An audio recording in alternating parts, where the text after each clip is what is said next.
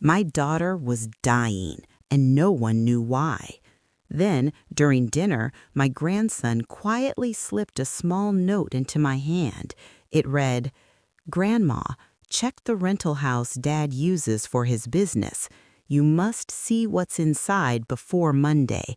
Please don't tell anyone." So I went to check it, and when I saw what was inside, I screamed in horror. Before the story begins, please write in the comments where you're watching from.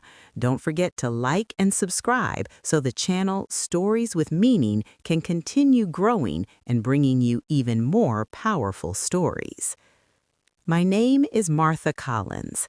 That night, I sat at the edge of my daughter's dining table, trying to steady my trembling hands as I stared at Nadine. "Stay strong, sweetheart," I whispered. Nadine forced a faint smile. Her lips were pale, her eyes sunken, the bones in her hands sharp as she lifted a glass of water. Even the smallest movement left her gasping for breath. "I'm strong, Mom, just tired," she murmured. But only 2 days earlier we had returned from the hospital. The doctors said it was exhaustion, maybe kidney problems, maybe an autoimmune disorder. So many possibilities, yet no real answers. What I knew was this: every week her body grew weaker. Across the table, Victor Coleman, her husband, stood up, sat down, then stood again. "Nadine, take your vitamins again," he said, lifting a small bottle labeled in a foreign language. "These are imported, very good for recovery." He smiled at me.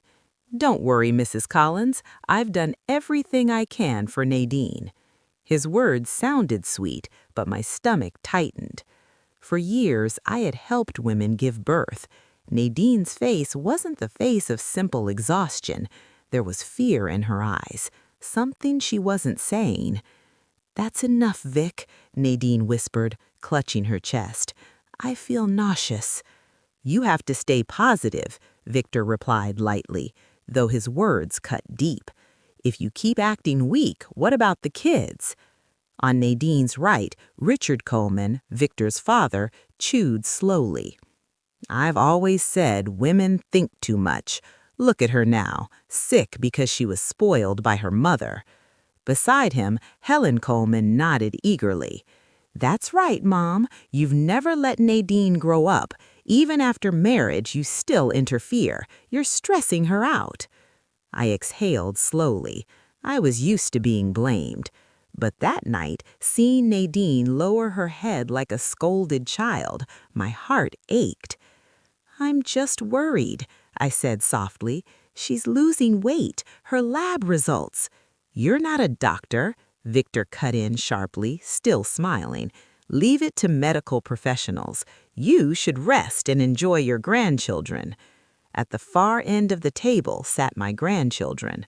Lucas, Nadine's eldest, stared at his plate without appetite.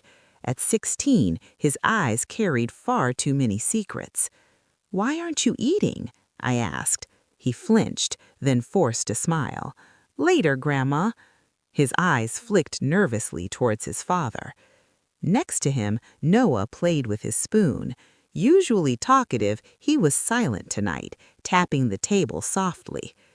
"Victor, look at Noah," Helen remarked, "always on his phone." "That's fine," Victor replied proudly. "He'll help with my business one day. He's good with technology." Noah only smirked faintly, glanced at me, then looked away. In my lap, Clara, the youngest, leaned against me. "Grandma, will Mom sleep at home tonight?" The question hit me hard. "Where, sweetheart?" I asked gently. "Our house. I don't like the hospital. It smells like medicine." Nadine laughed softly, then winced, clutching her chest. "You talk too much, Clara. Mom's already tired." I rubbed her back gently. Victor stood again, pouring water, clearing plates, performing the role of the perfect husband. "If it weren't for Victor, who knows what Nadine would be now?" Helen said loudly. Richard nodded. "I'm proud of you, son." I clenched my jaw. If Victor was so wonderful, why was Nadine getting worse after he took control of everything? My eyes drifted to the small bottles on the side table, rows of labeled imported supplements. No official FDA registration, no proper licenses. In a ledger, I saw notes written in Victor's handwriting. N.L. 3-month package, weakness, nausea, kidney decline, insurance payout before Q4. N.L. Nadine Collins. My hands went numb. Beside it lay an insurance policy in Nadine's name. The coverage amount was enormous, far beyond what their daily life could justify. The policy had been signed 3 months before Nadine became seriously ill. I clutched the folder with both hands.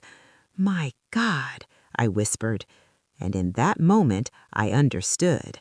My daughter was never just sick. She was being destroyed on purpose. Inside the folder were more forms. Several bore Nadine's signature, but something was wrong.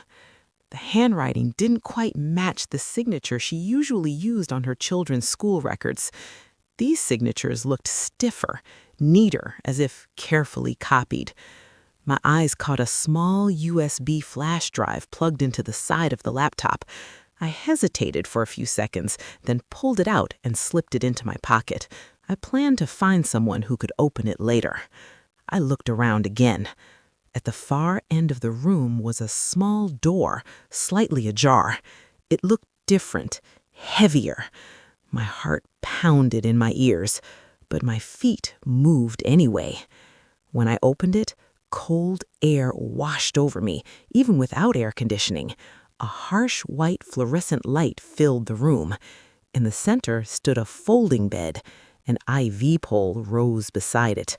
On a small rack, IV bags hung neatly, some filled with clear liquid, others cloudy. I stepped closer. Each bag had a small sticker with handwritten notes. Whitening package. Detox package. Then my eyes froze on one bag, half filled, taped with a bold label. N.L. Nadine Collins, Monday. My own breathing sounded foreign in my ears.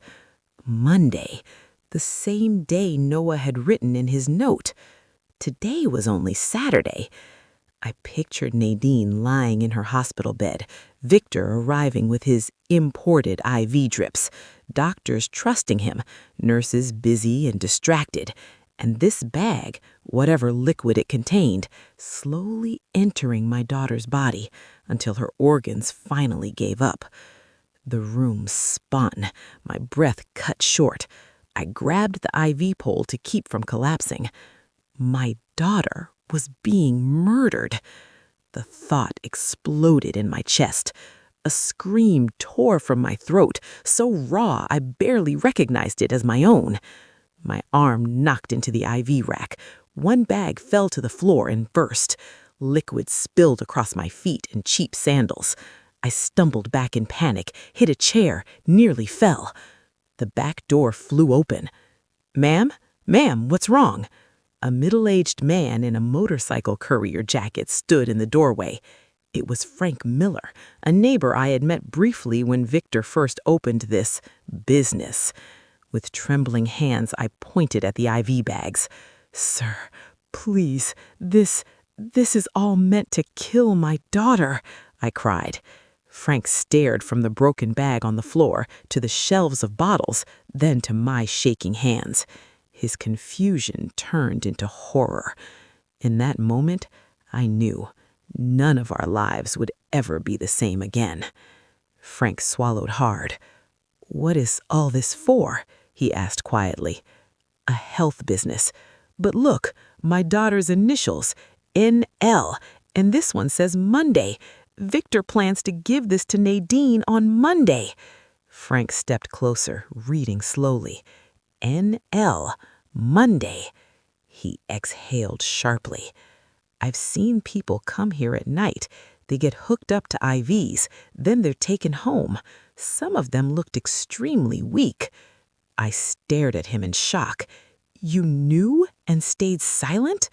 Frank lowered his head. I'm just a regular guy, ma'am. I was scared. They said it was a legal business, licensed. I just watched the alley and worked deliveries. He paused.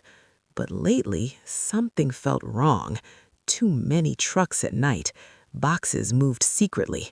I once heard Victor yelling at a young woman in there. My heart clenched.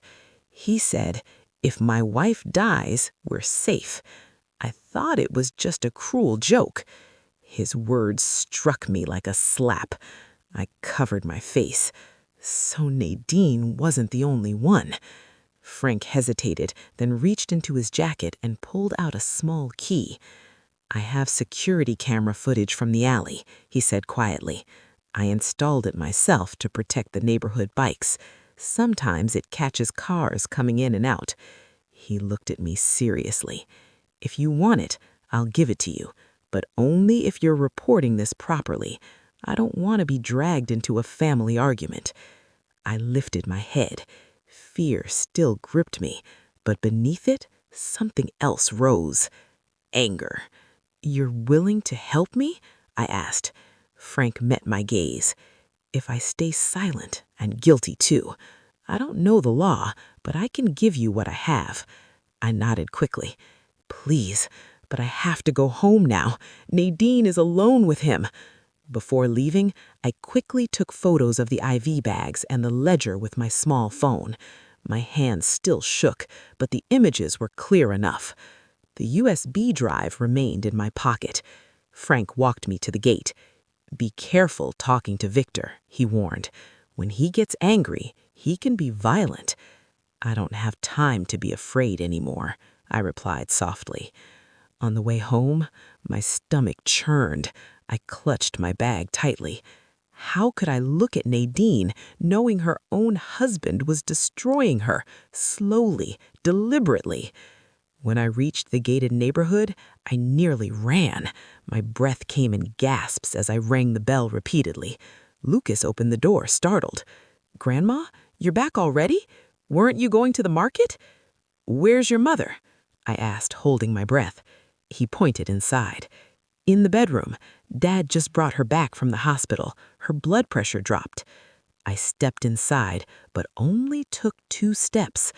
A deep voice stopped me. Where did you go, Mom? Victor stood in the living room, leaning against the couch. His smile was thin. The market, I replied shortly. Which market? His tone shifted. I looked straight at him. All fear and anger merged into one.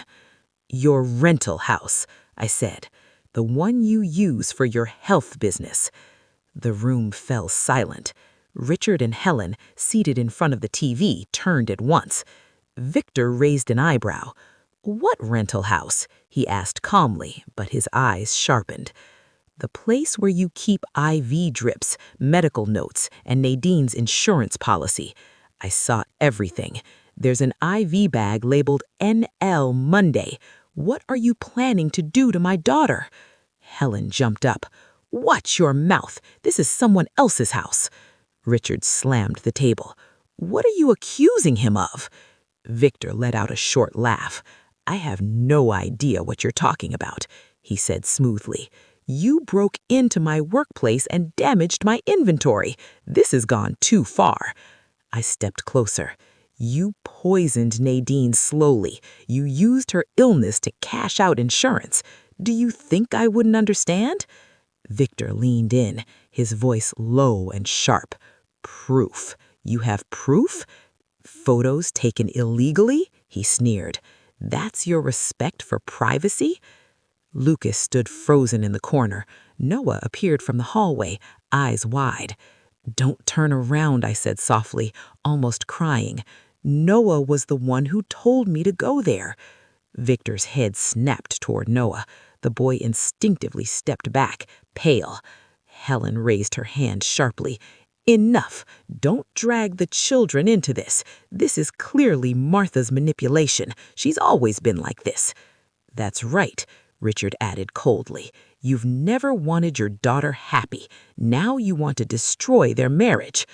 I looked at them one by one. What I saw was real, but in front of them, my truth became the madness of a jealous mother-in-law.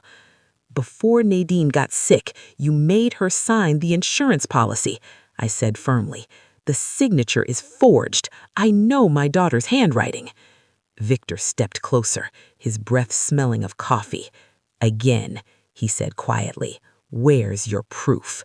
If you continue like this, I'll have to limit your contact with Nadine and the kids. You're stressing them out." That word hit me hard. Limit. Meaning he could fully control Nadine and my grandchildren without anyone watching. "That's enough," I said, my voice rising. "You've crossed every line." Nadine appeared in the bedroom doorway, holding the wall. Her face was ghostly pale. "What's going on?" she asked weakly. I rushed to her. "Nadine, you have to listen. I went to Victor's rental house." "Mom, please," she whispered, tears pooling. "I can't handle this. Please stop fighting." Victor hurried over, wrapping an arm around her shoulders. "See?" he said, patting her gently. "She's like this, and you still bring drama. If something happens to her because of stress, don't blame me if I ban you from coming here." Nadine cried softly. "I'm tired, Mom. Please, don't fight." My chest felt like it was collapsing. I wanted to shake her, to force her to see the truth, but she was exhausted, dragged into a battle she didn't yet understand. Richard pointed to the door. "If you want to calm down, go home, Martha. You need rest. Come back when you're sane." That word cut deeper than anything else. I looked at Lucas, Noah, and Clara in turn. When the school bell rang, the voices of children spilled out through the gates. Nadine Collins walked out first. Her bag hung across her shoulder, her face worn with exhaustion. "Nadine," I called. She startled, then hurried toward me. "Grandma, what are you doing here?" Her expression instantly turned anxious. "If Dad finds out—" "Your father must not know," I said quietly. "I just want to talk for a moment." I glanced around. "Where's Noah?" Not long after, Noah followed. The moment he saw me, he froze. Guilt was written all over his face. "Grandma," he whispered. I took them to a small diner across the street from the school. We sat on wooden benches and ordered hot tea, mostly so we wouldn't be asked to leave. "I received a summons from the police," I said bluntly. "Your father reported me for damaging property at the rental house." Nadine covered her mouth. "Seriously?" Noah lowered his head even further, his fingers gripping the hem of his pants tightly. "This is my fault," he murmured. "I barely said anything." "It's not your fault," I cut in quickly. "You saved your mother. But now I need you both to be honest with me. What's happening at home?"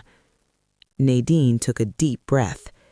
"Since you confronted him, Dad loses his temper more easily. He said if anyone is caught meeting you in secret, he'll send them to a boarding school far away. He checks our phones all the time." My stomach turned. "Noah," I called gently. He lifted his head slightly, his eyes glassy. "Dad keeps asking, 'What did you tell Grandma? Who did you take to the rental house?' I told him I only said you went to the market, but I don't think he believed me.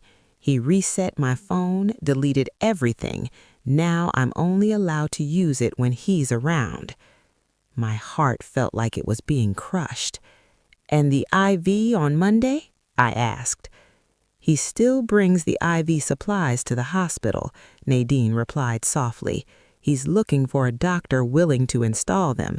The last doctor refused, said the imported medication was unclear. Dad got angry in the parking lot. I heard him on the phone saying the doctors here were hard to work with and that we should move to another hospital. I clenched my tea glass. I don't have much time, I said firmly. Listen carefully.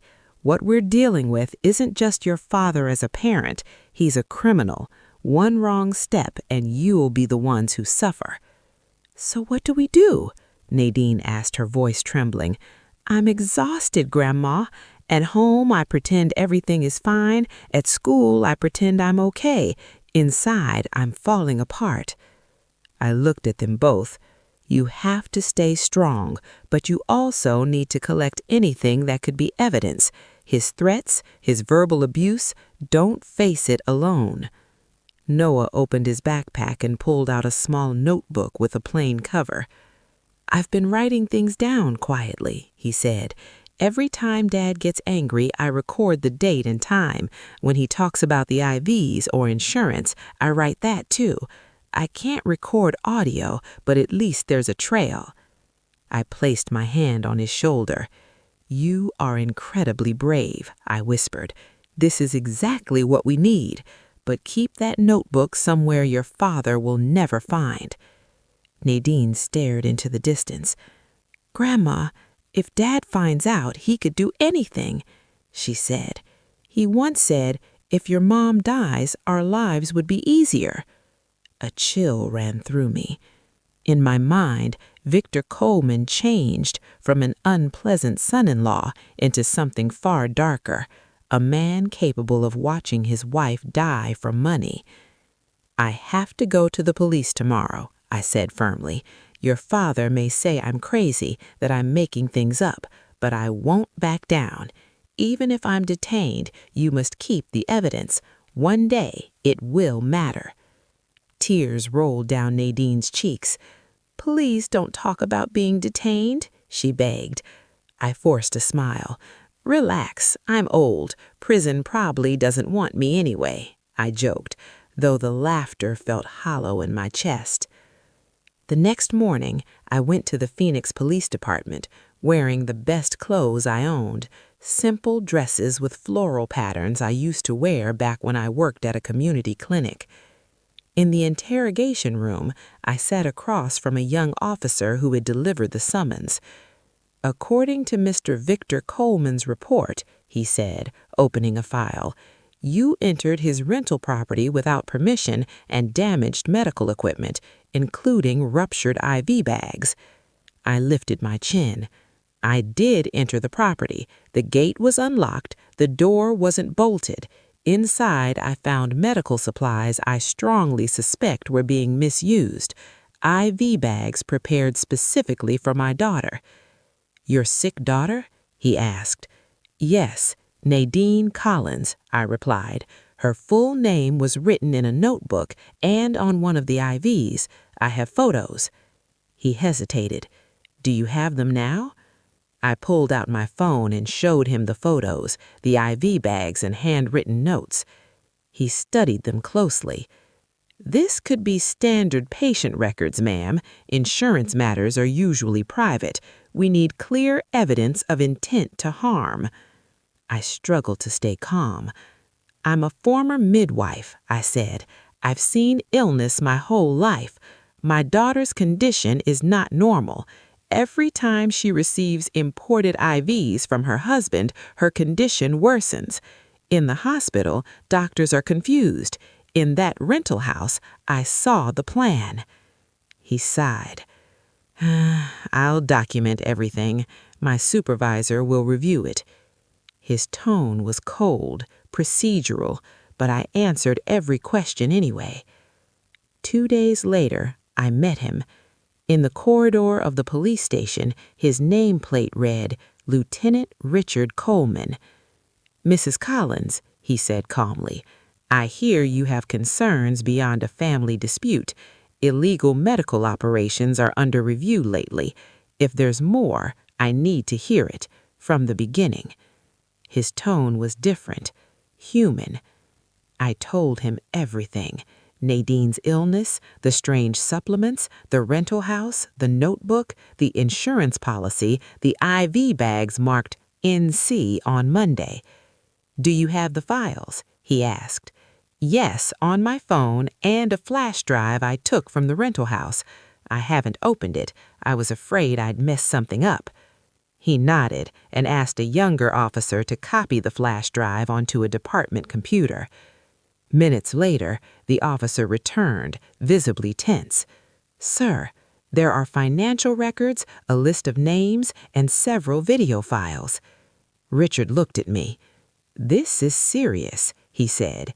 "If we proceed, you need to be mentally prepared. Men like your son-in-law rarely act alone." "I'm ready," I answered. That evening, I met Nadine and Noah again at a small prayer hall near my boarding house, quiet, nearly empty. "I met a police officer who still seems sane," I told them. "His name is Richard. He's seen the flash drive." Noah straightened. "What's on it?" "Names of people who received IVs, financial records, and videos." Nadine exhaled, relieved, but her eyes remained dark. "What if he's bribed too?" she asked. "I don't trust adults anymore." "I don't either," I admitted. "That's why we need our own copies." She nodded, and for the first time, I saw something different in their eyes. Not just fear, resolute. "I don't want to pretend anymore." Those words, spoken by a 15-year-old, made my chest tighten, pain and pride colliding at once. 2 weeks after my meeting with Detective Richard Coleman, he contacted me again. "Mrs. Collins, I need you to gather the family," he said over the phone. "I want to observe the dynamics in that house directly, hear everyone's side, but don't tell them I'm a police officer. Say I'm a family friend or something." I swallowed hard. Victor would hate that. "That's exactly why," Richard replied calmly. "If I show up in uniform, he'll clean everything up first. We already have preliminary evidence. Now we need to see his reaction." I arranged the meeting for Saturday afternoon at Victor's house in Phoenix. The official reason? Discussing Nadine's condition and treatment plan. The moment I arrived, the atmosphere felt tense. Nadine sat on the couch, thinner than ever, hollow cheeks, dull eyes. Richard and Helen Coleman sat across the room, greeting me with sour expressions. "Who's this?" Victor asked, glancing sharply at Richard, who was dressed casually. "This is an old friend of my late husband. His name is Richard. He used to discuss health matters with your father, Nadine." Richard smiled politely and shook Victor's hand. "I heard Nadine isn't well. I'm very sorry." Victor returned a stiff smile. We sat. After an awkward silence, I spoke. "We've been fighting a long time about what's really happening to Nadine. I don't want more arguments. I want the truth. So today, I brought a few things we need to look at together." I took out my phone and opened the neatly organized photos, IV supplies, a notebook marked with the initials NC, and an insurance policy under Nadine's name. Helen scoffed. "Good Lord, Martha, here we go again." "Let me explain," Richard interrupted calmly. "I'm only looking at this from a medical perspective. I'm not family, so I can be more neutral." Victor leaned back, observing with a blank face. "These are just business supplies," he said. "Martha trespassed, took photos without permission, then spun wild stories." "Then why is there a note saying NC-target claim before Q4 in that notebook? What does that mean, Victor?" "It's a product code. NC is the name of a package. You're making things up." Suddenly, Lucas stood up. "That's a lie," he said loudly. Everyone turned. Victor's face hardened. "Lucas, sit down."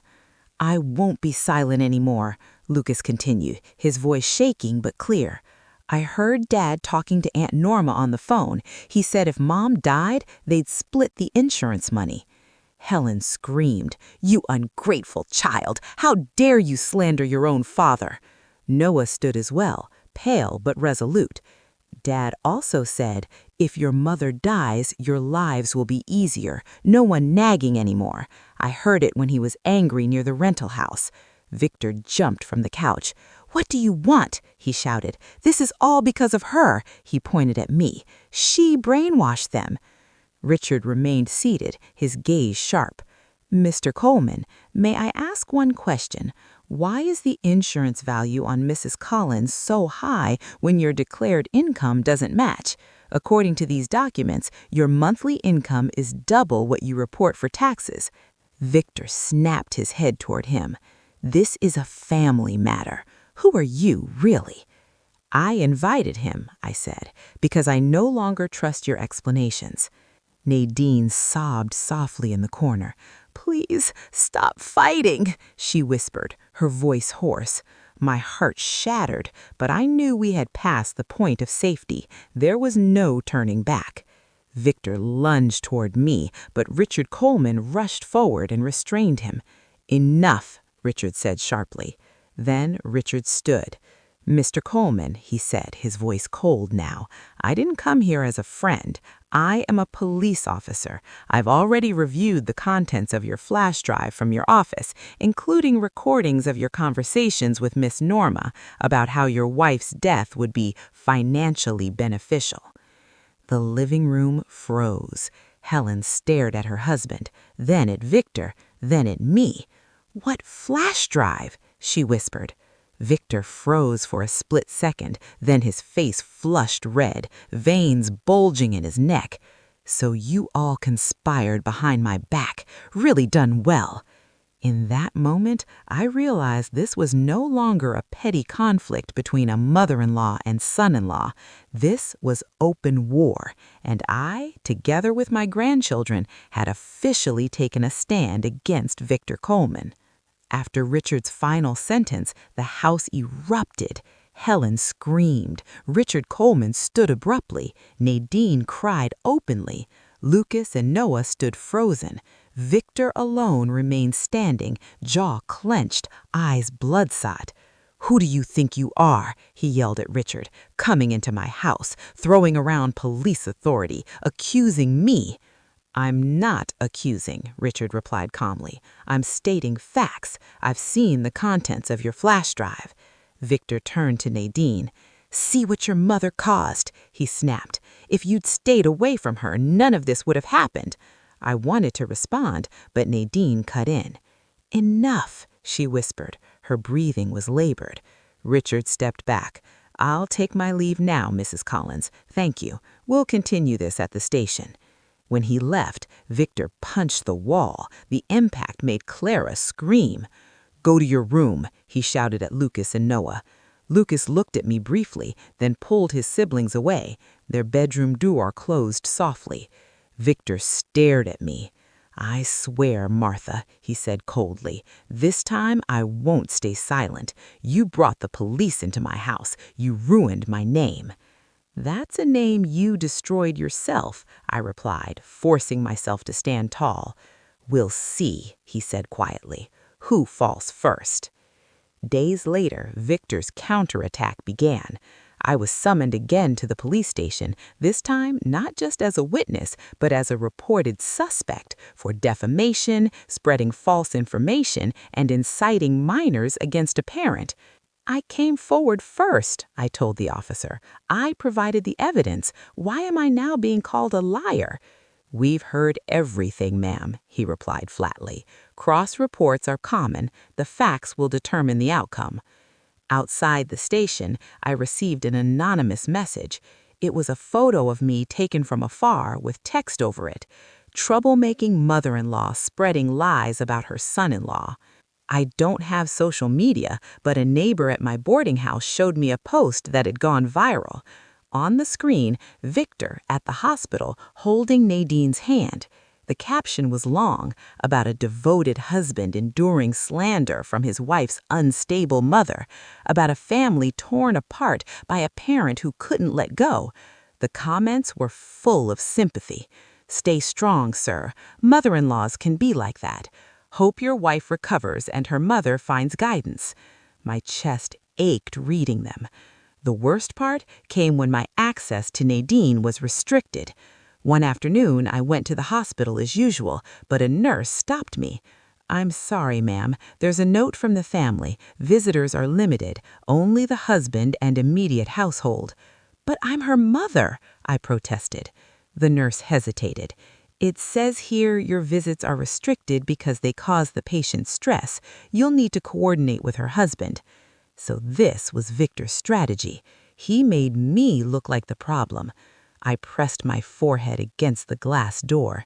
Inside, Nadine lay with an oxygen tube, her face thinner than ever. An IV drip flowed into her arm. I didn't know what was in it. "Nadine," I whispered, though I knew she couldn't hear me. I couldn't enter. I couldn't even hold her hand. Lucas contacted me through a secret account. "Grandma, Dad is getting worse. Our phones are almost always taken. He says if he catches us talking to you, we'll be transferred to another school out of the city." One night, Lucas called quickly from the bathroom. "Grandma, Mom was moved to the ICU," he sobbed. "They say her kidneys are close to failing. Doctors suspect exposure to something, but they don't know what." I slid down onto the floor of my room, phone pressed to my ear, my free hand covering my mouth so no one would hear me cry. "Lucas, listen to Grandma," I said through sobs. "Whatever happens, never be alone. If your father gets worse, go to a teacher you trust. Tell someone." "What if they say I'm being disloyal?" he asked. "Let them," I replied, my voice trembling. "Sometimes, to survive, we have to be brave enough to look disloyal in the eyes of the wrong people." The call cut off. Battery or Victor? That night, I almost truly gave up. The police were stuck between two opposing reports. The public sided with Victor. My access to Nadine and the children was shrinking. Only fear felt real. I sat in front of my late husband's photo. "Joe," I whispered, "I've used all my strength, but he's more slippery than I imagined. If I fail, what happens to our daughter and grandchildren?" A church bell rang faintly down the street. Then a knock at my door. Soft, hesitant. I wiped my tears and opened it. Frank Miller stood there, jacket still on. Frank Miller looked straight at me. "More or less like this," he said quietly. "Victor said, 'Don't panic. This Monday we move everything out. If Nadine dies after that, no one will be able to trace anything back here.'" The word "dies" sent a chill through my spine. "Monday, my birthday. This Monday?" "Yes," Frank replied. "Today is Thursday. That means they'll clean everything up in the next few days." The darkness that had surrounded me finally cracked open a little. So this was the plan. Clear out the rental house before Nadine died so no one could connect her death to the fluids and substances stored there. They missed one thing.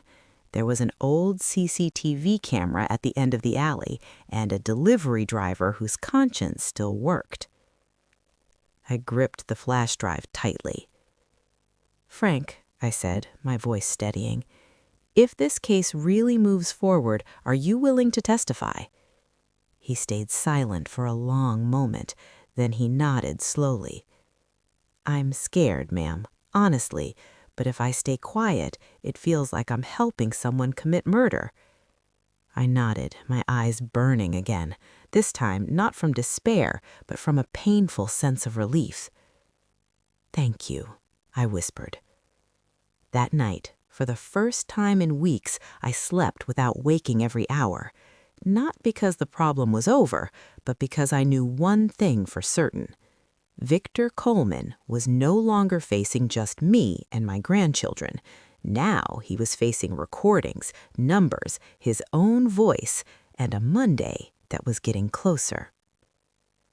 Friday morning, I went straight to the Phoenix Police Department with the flash drive from Frank.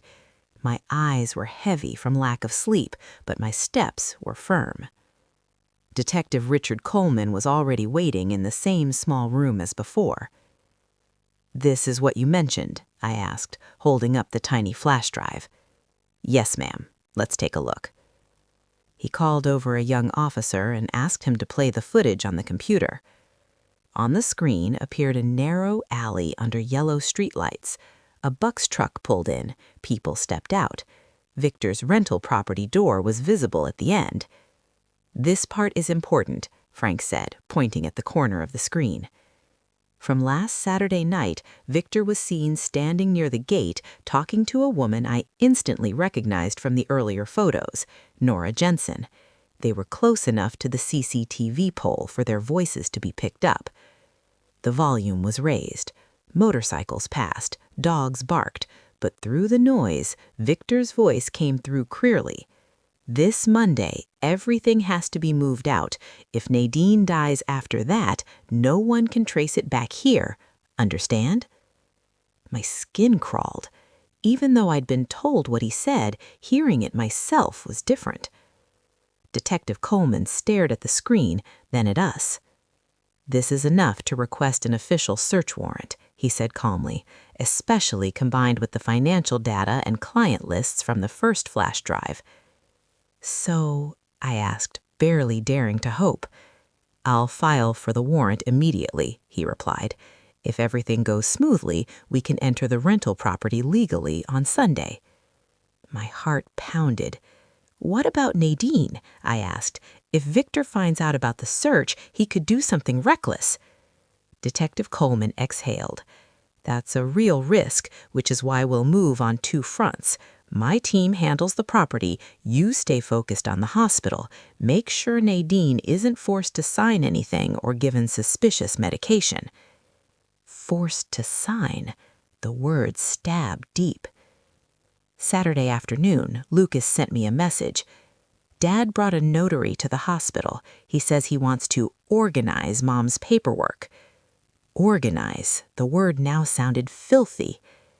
I went straight to the hospital. Nadine lay on the bed, her face pale and yellowish. Beside her, Victor spoke with a man in a suit holding a thick folder. Lucas sat hugging his school backpack. Noah stood silently in the corner.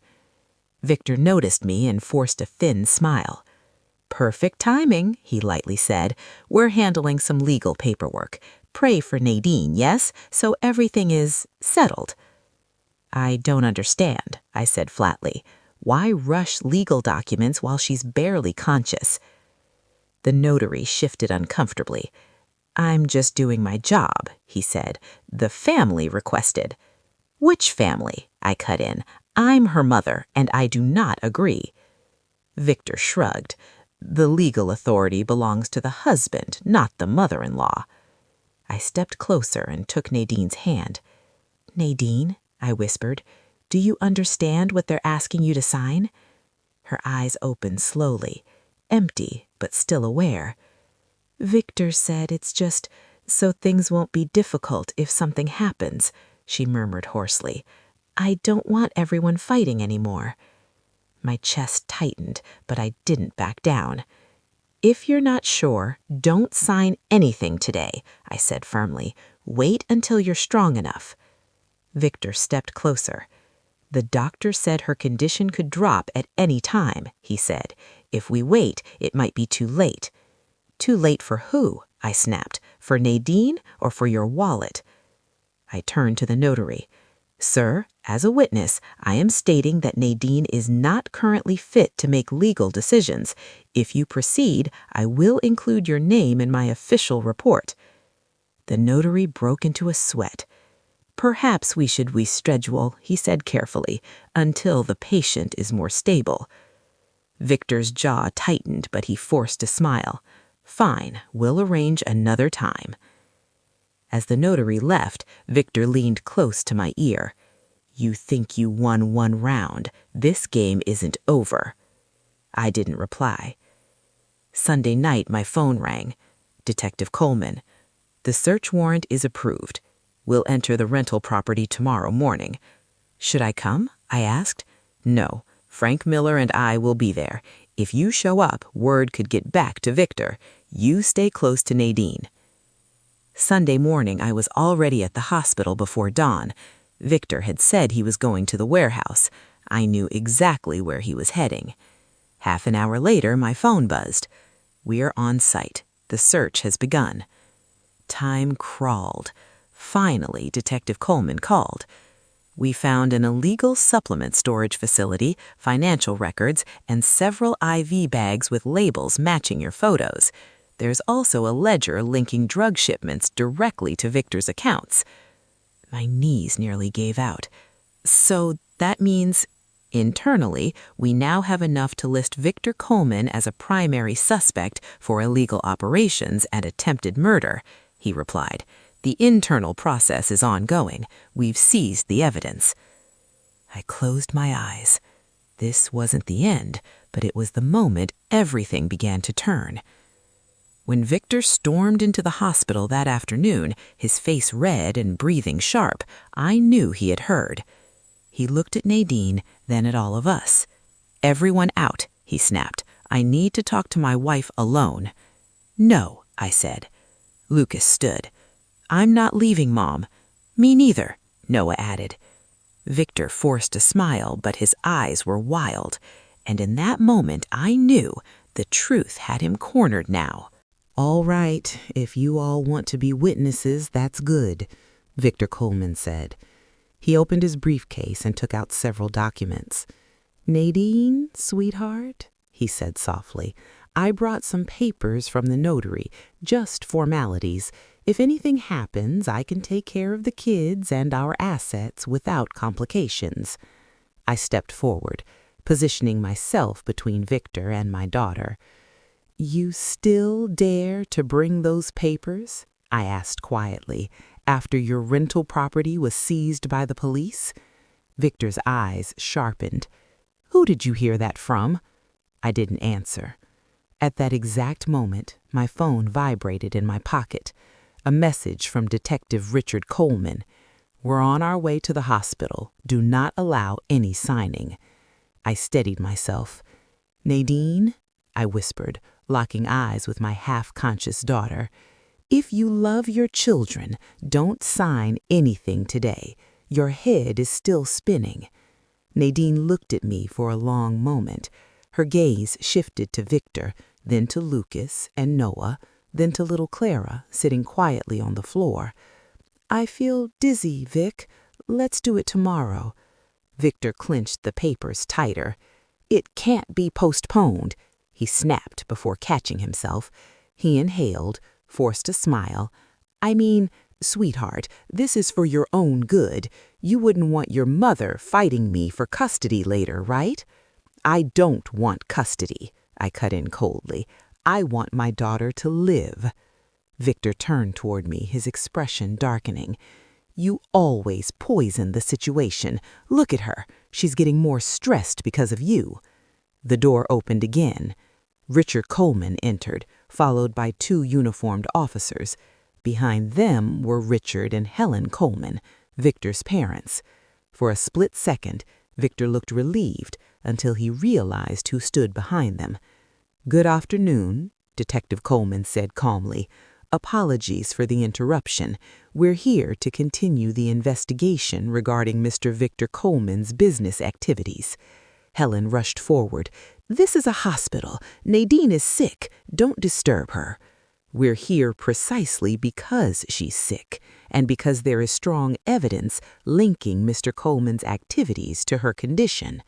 Victor laughed sharply. "Evidence? Based on what? That crazy mother-in-law?" He pointed straight at me. Detective Coleman opened his folder. "We conducted a lawful search of Mr. Coleman's rental property. We discovered an illegal medical supply warehouse, unlicensed IV fluids, financial ledgers, and a client list, including initials NC, matching Nadine Collins." The room went silent. "We also have CCTV footage of Mr. Coleman saying, 'If Nadine dies after this, no one will be able to trace it back here.'" Helen stared at her son, her face drained of color. "Victor, what does that mean?" Richard Coleman Sr. asked quietly. "That's taken out of context. They edited it." Lucas stood up, pale, but his eyes burned. "It's not edited. I heard Dad say it myself. He said life would be easier if Mom was gone." Helen screamed, "How dare you talk about your father like that?" Lucas shook his head, tears streaming. If defending Mom makes me disloyal, so be it. I watched her vomit every night. I watched Dad force her to take unknown meds. Noah stepped forward. Detective, I saw Dad's laptop. There was a list, NC, with a note saying claim target before Q4. I copied it, but the file disappeared. Victor lunged toward him. Traitor! He yelled. I stepped in front of Noah instinctively, arms spread. Touch him, I said quietly, and I'll scream this entire hospital down. Detective Coleman raised his hand. The officers moved. Mr. Victor Coleman, based on current evidence, you are now a suspect in illegal medical operations and attempted premeditated murder of your wife. Helen nearly collapsed. This can't be true, she sobbed. Victor struggled as the officers restrained him. This is insane. This is a hospital. You're traumatizing my wife. Lucas cried out. You traumatized her first. Clara suddenly burst into tears, clinging to my leg. Daddy is mean. Daddy hurt Mommy. Victor looked desperately at his parents. Tell them, he pleaded, I would never kill my own wife. Richard Coleman Sr. hesitated. His voice faltered. Victor, did you really say that on the recording? Victor opened his mouth, but no convincing answer came. The handcuffs clicked shut. You'll regret this, he whispered to us. Without me, you'll be nothing. I lifted my chin. Without you, I said calmly, we may not be rich, but at least we won't be living on poison. Victor was led away. The sound of the cuffs echoed like the closing bell of a long, rotten chapter. 3 days later, 3 days after Victor's arrest, Nadine Collins passed away. The hospital room was unnaturally quiet that morning. Nadine, I whispered, holding her hand. If you're tired, it's okay. Mom is here. She smiled faintly. I'm sorry, she breathed. I trusted him too much and doubted you. Tears fell onto her hand. Lucas and Noah moved closer. You're my heroes, Nadine whispered. You were brave when I was silent. She turned to Clara. Don't forget to love Grandma. She'll take care of you. Moments later, the monitor went flat. The doctor returned, checked once more, then looked at us gently. I'm sorry. After the funeral, Nadine's burial was simple, family only. Victor was absent, now officially detained. Later, Richard and Helen Coleman approached me. We were wrong, Richard said hoarsely. We chose to close our eyes. I raised a hand. If you want to change and love these children without defending Victor ever again, that's enough for me. Helen cried harder. If you allow us, she said, we'd like to help with their education. I nodded. One condition, I said firmly. Never defend Victor in front of the children. They needed to know. Those who were wrong had to be held accountable. They agreed, and Victor Coleman's trial began several months later.